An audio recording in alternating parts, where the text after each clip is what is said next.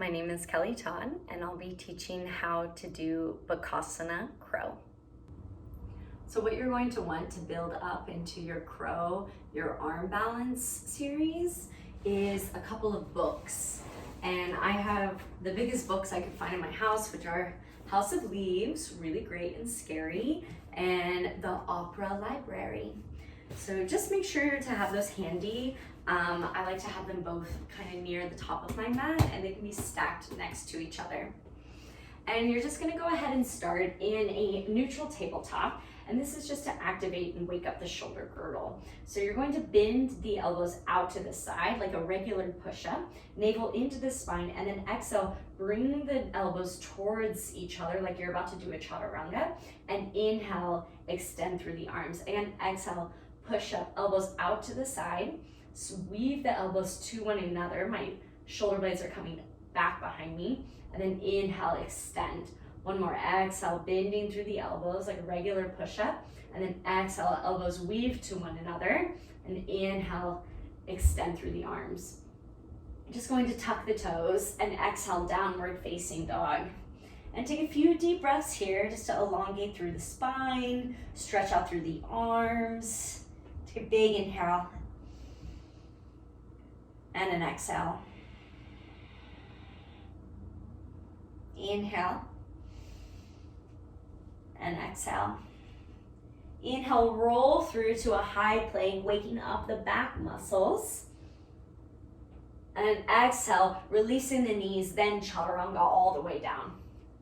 Inhale to a cobra.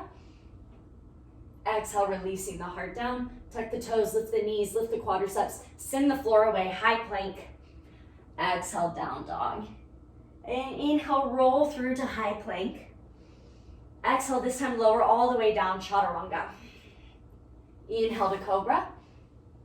Exhale, releasing the heart. Tuck toes, lift knees, lift quadriceps, high plank. Exhale, down dog.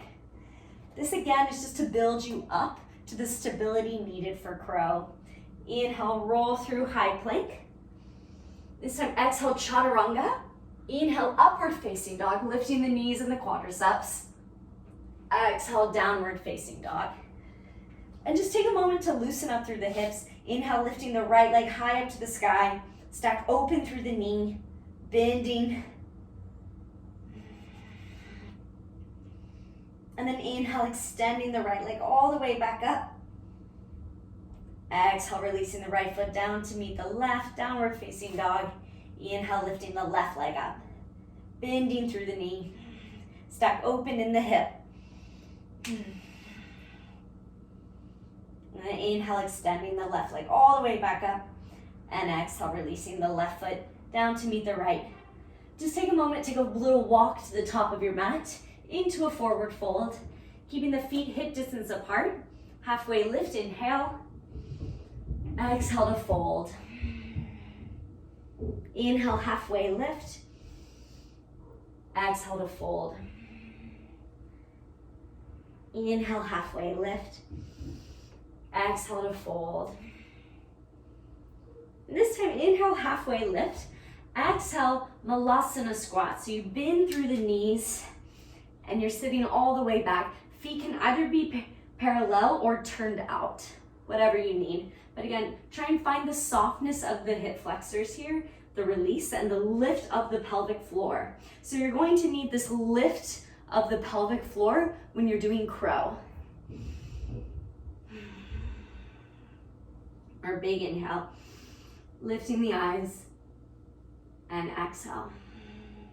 And go ahead, navel into the spine, lift the pelvic floor to initiate as you forward fold. And then softly begin to lift up, get a hold of your books and bring them to your mat. So I like to have them the long way. And you're just going to set up your hands onto your mat like you're going to do a chaturanga. Fingers really, really spread. And then you step up onto the books. So it's really the balls of the feet, and as if you were coming back into the Malasana squat, this time the balls of the feet are together, big toes are together on your book.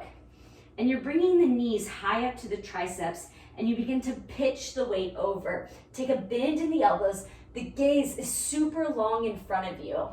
And then maybe navel into the spine, maybe begin to lift up one foot or both feet. Big toes come to touch. Really scoop out through the belly. Keep the gaze lifted.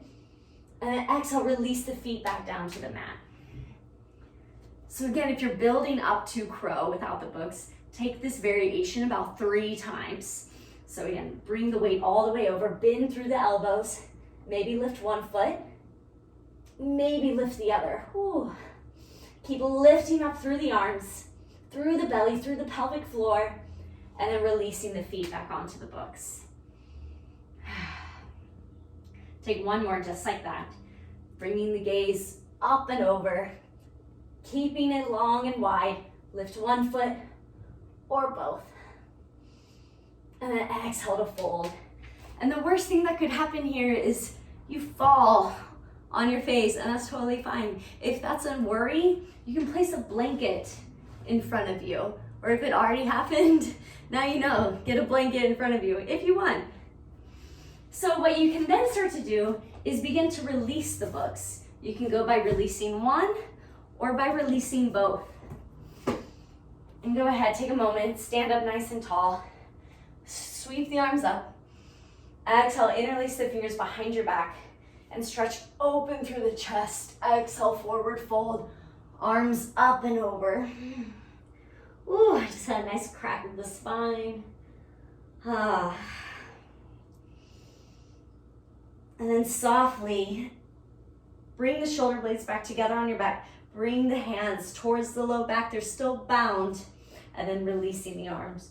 Rolling up through the spine and finding this length. And then again, crow. Bring the big toes together to touch. Folding down over. Hands on the mat. You lift up in the pelvis. The knees come up onto the triceps. So they're on my triceps. You trot around with the elbows, bend through the elbows, pitch the weight forward, one foot or both feet. And you still scoop really up with the abdominals. Think of the heels. Woo!